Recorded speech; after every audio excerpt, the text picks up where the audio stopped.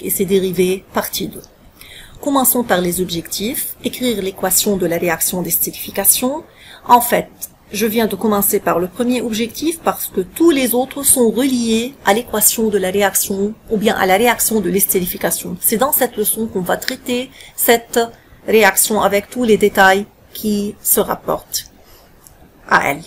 Commençons par la définition. C'est quoi l'estérification? C'est la réaction de formation d'un ester à partir d'un alcool et d'un acide carboxylique, ou bien à partir d'un alcool et un des dérivés des acides carboxyliques. Maintenant, vous n'allez pas comprendre c'est quoi un dérivé d'acide carboxylique, mais ça, vous allez le comprendre après. Mais je suis obligée d'écrire ça dans la définition pour que vous sachiez que la réaction d'estérification peut se faire dans les deux sens, même si vous n'avez pas compris exactement ce que je voulais dire par ça. Ok?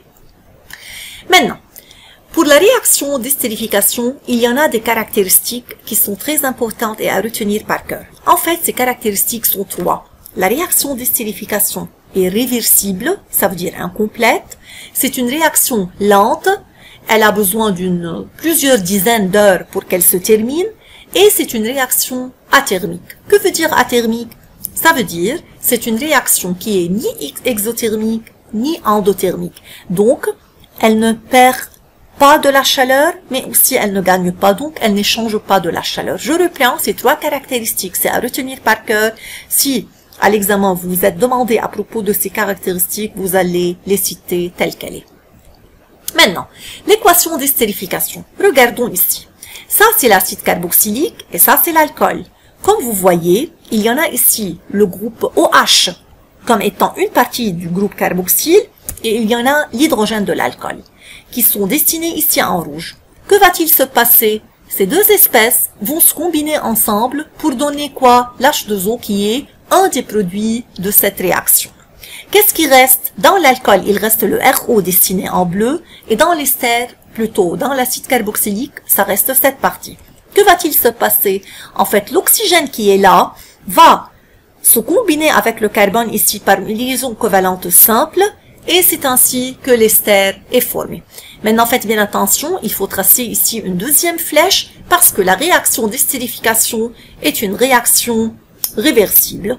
Prenons un exemple, le voilà. Ça, c'est l'acide carboxylique et ça, c'est l'alcool. Qu'est-ce qu'on a dit? Le OH ici de l'acide carboxylique et l'H de l'alcool, ça va donner quoi? De l'H2O. Alors, cet oxygène qui est là va se combiner avec le carbone qui est là pour donner, en fait, cet ester. À noter ici que la réaction dans le sens direct est appelée estérification, alors que la réaction inverse est appelée hydrolyse. Maintenant, comment on nomme les esters selon l'UICPA? La nomenclature des esters est un peu différente des autres espèces. Premièrement, il faut diviser la chaîne de l'ester en deux parties. Il y en a la partie provenant de l'alcool et il y en a la partie provenant de l'acide carboxylique ou de ses dérivés. Comme je viens de dire, je viens de reprendre ce terme. Donc, la partie provenant de l'alcool, c'est la partie directement liée à l'atome d'oxygène dans la chaîne, alors que la partie provenant de l'acide carboxylique, c'est la partie qui vient de l'acide carboxylique ou l'un de ses dérivés. Il faut savoir que la partie provenant de l'alcool, ça va être nommé comme étant un groupe alkyle, comme s'il s'agit d'une ramification. Alors que la partie provenant de l'acide carboxylique, ça va être nommé comme l'acide carboxylique, mais en remplaçant la terminaison -ique par -ate. Si vous n'avez pas compris ce que je viens de dire ici, prenons cet exemple. À partir de l'exemple, on va comprendre comment on nomme un ester. Je reprends, le nom de l'ester contient le nom de la chaîne carbonée venant de l'acide, mais en changeant la terminaison -ique ou bien le suffixe -ique par -ate, et le nom du groupe alkyle de l'alcool. Comment? Le voilà. Ça, c'est un ester, comme vous le voyez. Ça, c'est le groupe ester. On l'a divisé. Cette partie, c'est la partie provenant de l'acide carboxylique. Comment on a su? Parce que regardons, c'est le carbone là qui est lié à une double liaison avec l'atome d'oxygène. Alors tout de suite, tout ce qui vient après, ça c'est la partie de l'acide carboxylique. Alors en ajoutant ici un OH, on peut prédire l'acide carboxylique dont cet ester dérive. Et ça c'est la partie de l'alcool. Voilà, il suffit d'ajouter ici un hydrogène pour avoir de nouveau l'alcool dont cet ester dérive. Qu'est-ce qu'on a dit à propos de l'alcool? L'alcool, ça va être la partie en fait provenant de l'alcool, ça va être considéré comme une ramification alkyle. Et dans ce cas, il y en a un seul atome de carbone, donc il sera appelé méthyle. Et ça, ces deux atomes de carbone, il était l'acide éthanoïque. On change la terminaison -ique par -ate, le nom ça devient éthanoate de méthyle. Faisons une petite application pour se familiariser avec la nomenclature. Regardons ici, ça c'est un ester. Alors cette partie, ça contient 3 atomes de carbone. Cette partie provenant de l'alcool. Pourquoi? Parce que le voilà, c'est ça l'oxygène dans la chaîne, donc c'est cette partie qui vient de l'alcool. 3 atomes de carbone, ça veut dire c'est le propyle. Et ça, c'est la partie provenant de l'acide carboxylique. Il y en a 2 atomes de carbone, donc le nom devient éthanoate de propyle.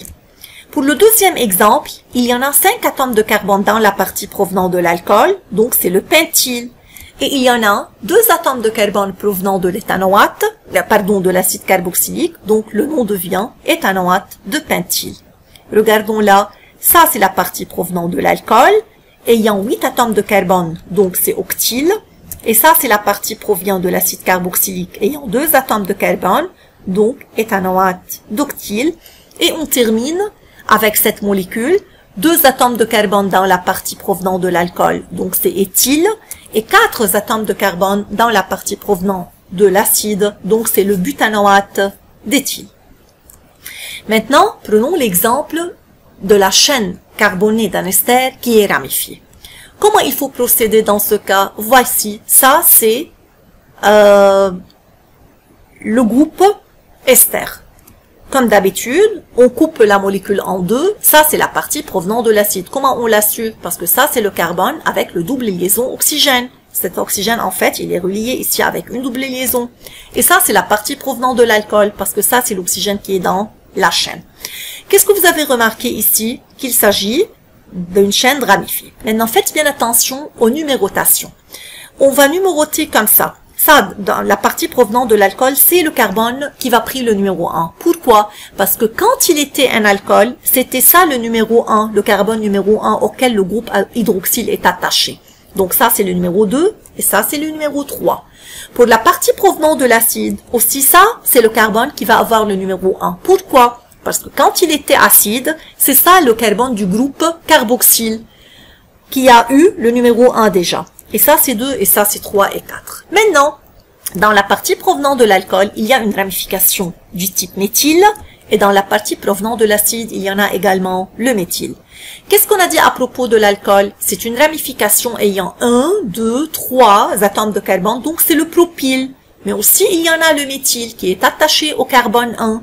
Donc, le nom, ça devient 1-méthylpropyle. Et c'est quoi ça? 3-méthylbutanoate. Donc, le nom, c'est 3-méthylbutanoate de 1-méthylpropyle.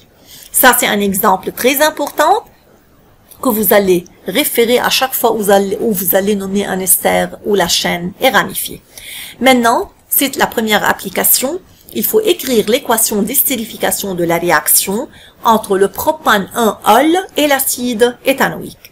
Je vous demande de faire une pause, de travailler ça sur un papier brouillon et voilà la solution.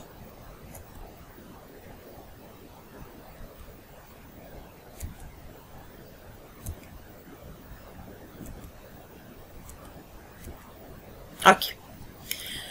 Une deuxième application, c'est d'écrire l'équation de la réaction entre l'acide 3-méthylbutanoïque et le butane 2-ol. Et il faut donner le nom de l'ester formé. De nouveau, faire une pause pour la vidéo et travailler là sur un papier brouillon. Voici la solution.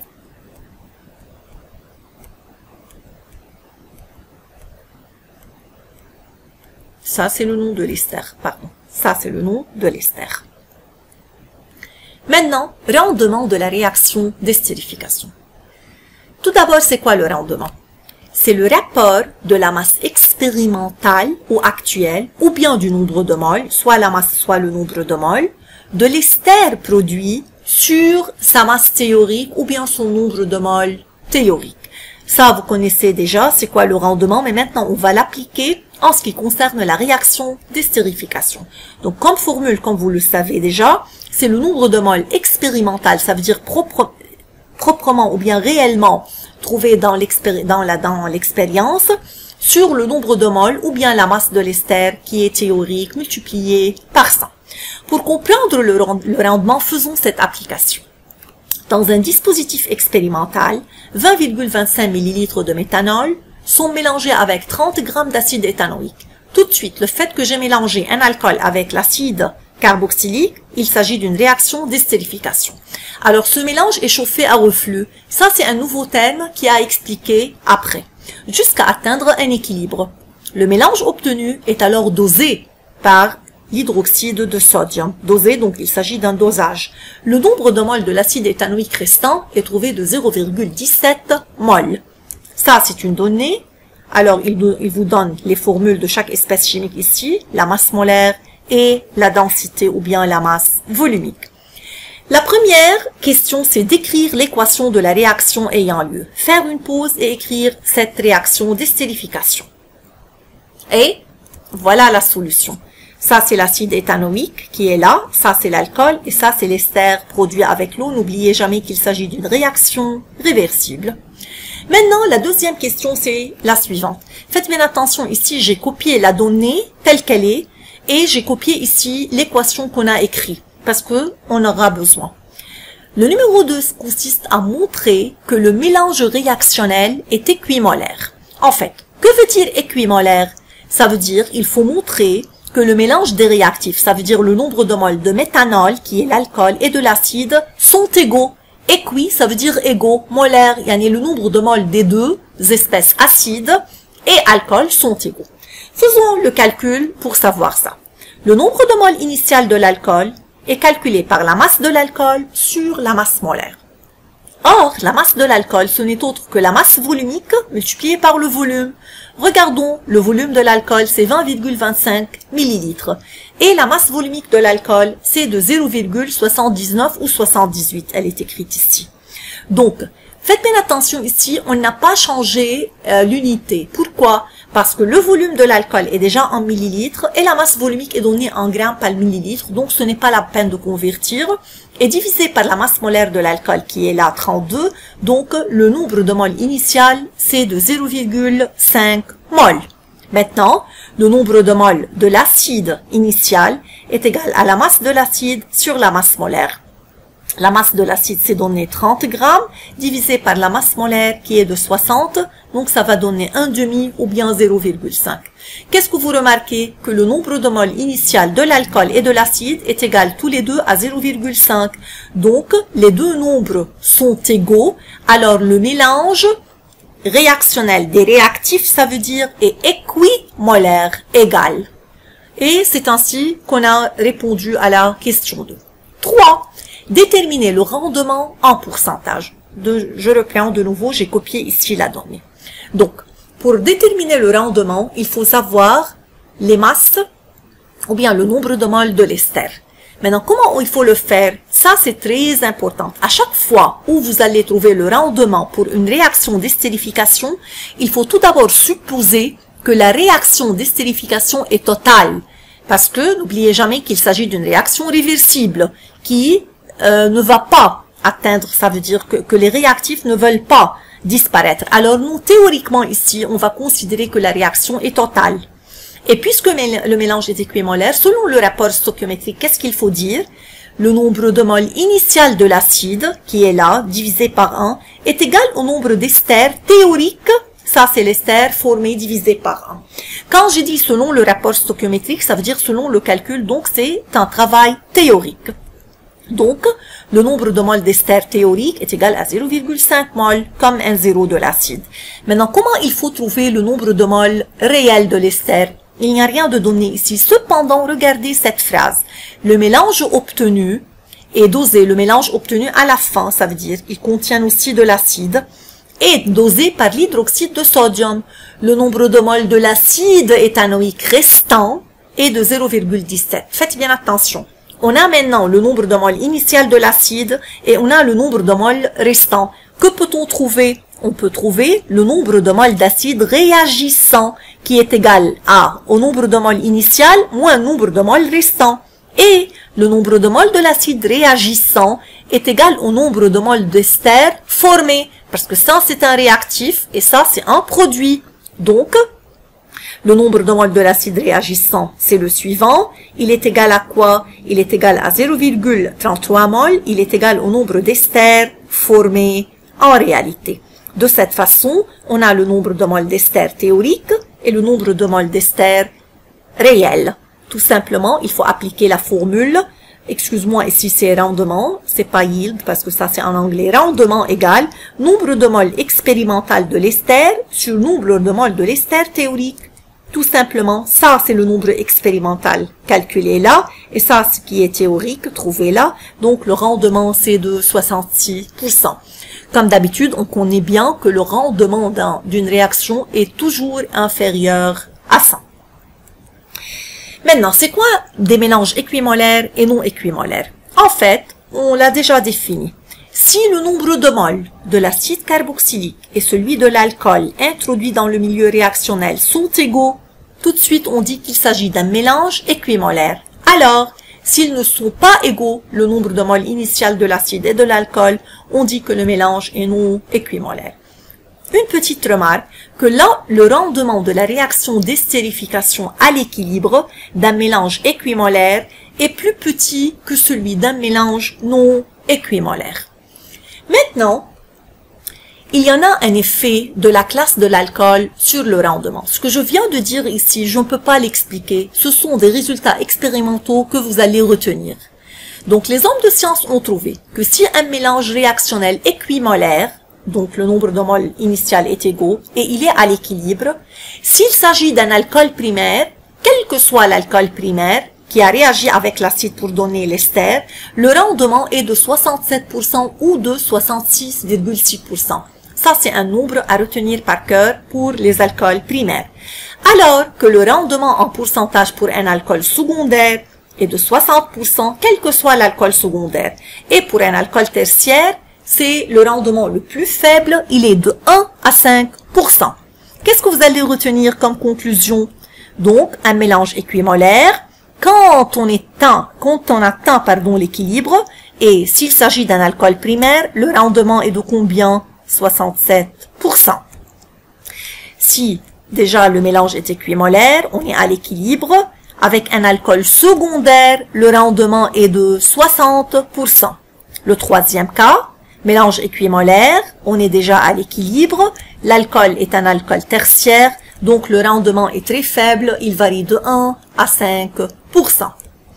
Maintenant, regardons ce cas particulier. Si dans un exercice, il te demande si la réaction d'estérification d'un alcool primaire a un rendement de 60%, comment peut-on expliquer ce résultat? N'oubliez jamais que pour un alcool primaire, qu'est-ce qu'on a dit? On a dit que le rendement est de 67%. Mais qu'est-ce qu'on a dit? Quand est-ce qu'on parle du rendement? C'est quand on atteint l'équilibre. Ici, comment on peut expliquer ça? Tout simplement, ceci peut s'expliquer par le fait que la réaction n'a pas encore atteint l'équilibre. Ça veut dire il nous faut un certain temps pour que cette réaction avance et pour que plus de réactifs réagissent pour donner plus de produits et c'est ainsi que le rendement va augmenter. Un deuxième cas particulier qui peut se demander à un examen, si le rendement de l'estérification d'un mélange équimolaire où la classe de l'alcool est inconnue est de 60% avant l'équilibre. Donc, quand je vois 60%, tout de suite, je viens de me rappeler l'alcool secondaire. Cependant, ici, qu'est-ce qu'ils m'ont dit? Avant l'équilibre. Quelle est la classe de l'alcool? Bien sûr, ce n'est pas un alcool secondaire. Pourquoi? C'est un alcool primaire. Parce que si avant l'équilibre, le rendement est de 60%, donc à l'équilibre, ça va augmenter pour devenir 67 et par suite, c'est un alcool primaire. Bon, dans l'exercice, on a eu le terme chauffage à reflux. Regardons ici. Ça, c'est le dispositif expérimental utilisé dans le cas d'une réaction d'estérification. Dans ce ballon, on met l'alcool et on met l'acide et on chauffe. En fait, ils vont réagir pour donner selon une réaction réversible de l'ester et de l'eau. Que va-t-il se passer au cours du temps? les matières organiques qui sont là vont s'évaporer sous l'effet du chauffage. Voyons la vapeur qui va aller en haut. Là, il y a un condensateur qui est un peu long et il y a de l'eau. Donc, ce condensateur, ou bien ce réfrigérant, pardon, il est appelé réfrigérant. Ce réfrigérant est refroidi avec de l'eau. Donc, que va-t-il se passer ici aux vapeurs? Il va se condenser et la vapeur va retourner dans le ballon de nouveau. Donc, le chauffage à reflux, qui est ça, implique un chauffage du mélange réactionnel pour une certaine durée de temps, assuré par un réfrigérant, comme je viens de dire, vertical, relié au ballon contenant le mélange réactionnel et des pierres ponces. Je viens d'expliquer à tout à l'heure c'est quoi les pierres ponces. Maintenant, quelle est l'importance du chauffage à reflux? Et ça, c'est une question qui peut être posée à l'examen. Alors, son avantage ou bien son importance est de pouvoir chauffer pour une longue durée, et ça, c'est à retenir par cœur. Il évite la perte de substances réactionnelles. Quand je dis substances réactionnelles, ça veut dire réactifs et produits en même temps, parce qu'il s'agit d'une réaction réversible. Donc, les réactifs et les produits vont se trouver à la fois.